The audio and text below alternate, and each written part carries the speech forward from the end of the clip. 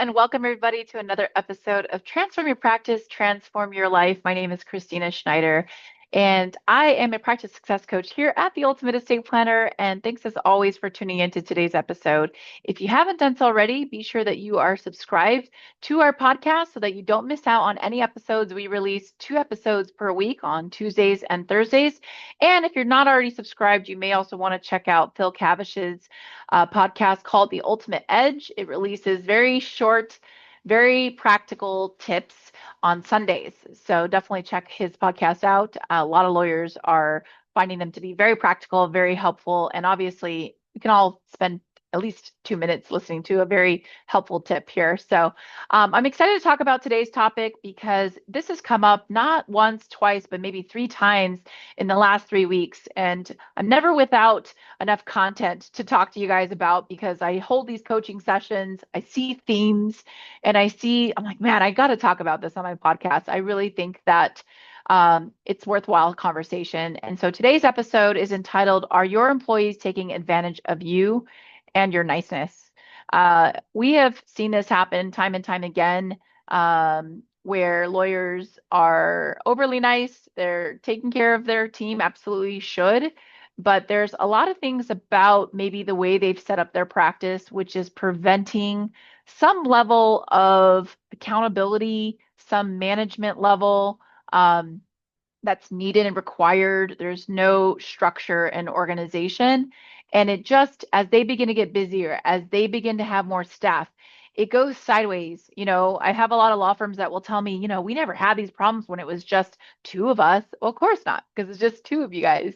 But when you start to add people and you start to add personalities, that's when the infrastructure and the level of just having policies, procedures, a structure and a system or within which people can work within. If you don't have those in place, that's when you start to see the impact of not having them in place, because it always just takes 1 or 2 people that begin to abuse the system that's not there. And now you're getting taken advantage of. And so just some examples where I see some law firms dealing with, I've seen examples where because the lawyer is essentially also wearing a dual hat of management, which is not where the lawyer's time should be spent, but there's no other person in any kind of level of a manager, office manager type of supervisory role that's kind of serves as a middleman or woman to the lawyer. There's no accountability. So now what you have is you've got, employees that are chronically late. They find it appropriate to just email you when you're in back-to-back meetings or out at, MCLE courses or conferences that they need to go home early for the day. See ya.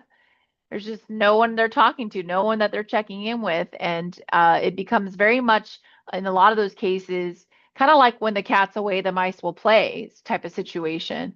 I've definitely seen a continuing theme around this issue, where people get frustrated. I had one lawyer who had an employee who said the lawyer was on vacation and they didn't have, or I think they were on a cruise, so they don't have access to email and phone all the time. And then when she finally got access to an email or her phone, she had an email that said, FYI, I need to work from home. So I had my husband go in and get my computer and bring it home for me, and I'm working from home. Like, what? Who said you could work from home? That's not a thing. That's not a thing here, right? And why? You're a receptionist. We need you to be at the office greeting clients and da da da. So it just becomes very much. Every time I talk to my clients, I'm sometimes taken aback at the audacity of people. But when there are no, like, that would never happen at Phil's law firm or at Ultimate Estate Planner, because we just know from all the things that we've been taught about the rules, the structure, the system, the who's in charge. That's not going to fly here. That's not a thing here, right?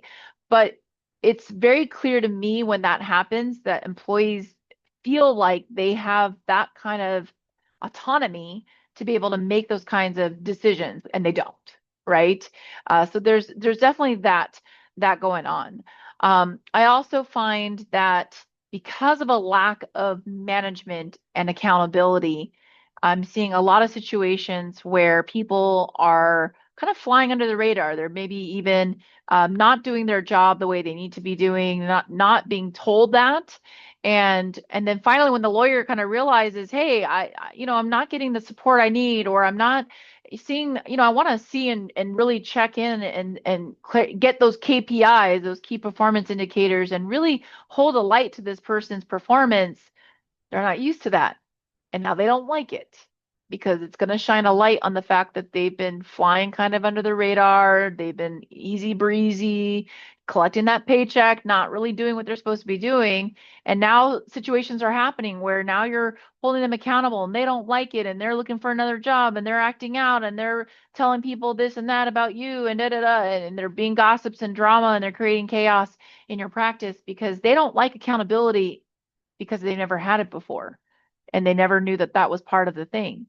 And so that is where, again, I'm seeing that a lot of people are really taking advantage of the fact that you attorney business owners weren't taught how to run a practice, don't have the time to run your practice, and don't have the infrastructure, meaning the team members and the people in place to really help. I've seen some other situations of taking advantage of niceness around job roles, duties, responsibilities, and expectations there.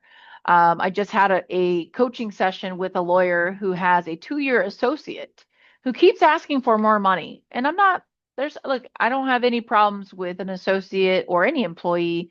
Maybe, maybe their own personal needs, maybe their own personal perception of the value that they're bringing. But you've been there for 2 years. This associate is only basically doing document signings for this lawyer.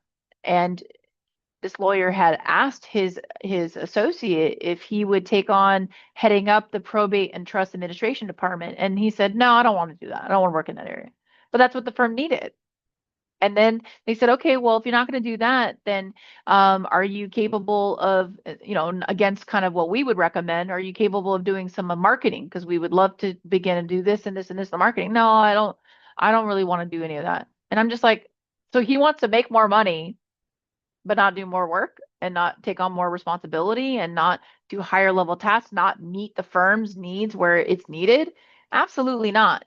And so again, I can go into a whole other podcast episode about properly really having a plan for what your associate attorneys are going to do and what you need. But it always boggles my mind when I talk to lawyers and they tell me, yeah, my associate doesn't want to do that. Like, oh, I didn't really know that associates had choices. Like, you need to figure out what your firm needs and you need to hire to fill that need. Sometimes we hire these associates and we give them too much autonomy to think that they are equal level of partnership to get to decide what they want to do, what they don't want to do, and everything else, right? She also learned, on another client of mine, learned that one of her associates is not good with people. And I'm like, again, how do you learn that? How does that come out, year after hiring that lawyer? When really, as you guys all know, estate planning, unless you're hiring a lawyer to do drafting, which is kind of an overqualified, probably underutilized lawyer working for you to just do drafting, it's like, how do you not figure that out early on by, again, being very specific about what your firm needs? And so what I find is that a lot of attorney business owners are tiptoeing around associates and staff. I even had one law firm where one of the associates made a big mistake and she came down on the lawyer, and then another associate said, well, I wouldn't be too hard on them because they might leave. Okay, and like, that's not a thing either. People need to be held accountable. And you, as the attorney business owner, absolutely are within your right to not only hold your firm accountable, but you, the attorney business owner, became a business owner so that you could make decisions about what your business looks like, what it needs, and how it operates. And I just think that there's just too much being taken advantage of. And I was like, I need to do a podcast about this because it doesn't mean you go in there and you be a jerk and you be mean and you go the complete opposite of this. Absolutely not. Phil Cavish has very intentional, very procedural based system, and we get to function within that system. There is autonomy and independence within this system that has interdependence within it. We know the boundaries of those processes and systems, that we have chain of command. We've got boundaries there and limitations, but we don't feel micromanaged, but we also don't have this sense of, you know, again, I'm going to call it audacity to basically function however we want to function and be, you know, I'm going to call it bratty in kind of your behavior and how you think you should act and can act and be, frankly, insubordinate as a whole, to basically refuse to take on other tasks and other needs and things like that. So I'm not telling you to go the complete opposite way. And what I find happens is attorneys are so nice, they get taken advantage of, they get burnt. Those people eventually end up leaving or not working out anyway, right? And then you keep doing it, and then you keep doing it over, and then you get burnt again, and then you do go the other way, and now that's not a good result either. So you don't need to be mean. One of the things we always say is that employees, we don't fire employees, they fire themselves. And the reason why that happens is because we lay out for people very clearly the expectations and the limitations and the boundaries of the scope of your job. And when you begin to test those boundaries, you begin to fall outside of those, you fall short of those expectations, we will have a conversation. But you're going to know what the consequence is if you don't correct that behavior, that performance metric, etc. And so ultimately people end up firing themselves, and we actually have follow through. This is the equivalent, Phil calls his employees like his children. And it's one of the reasons why he creates boundaries around the relationships he holds with his staff. He doesn't know about their personal life. They don't know about his. That's the best way to keep that.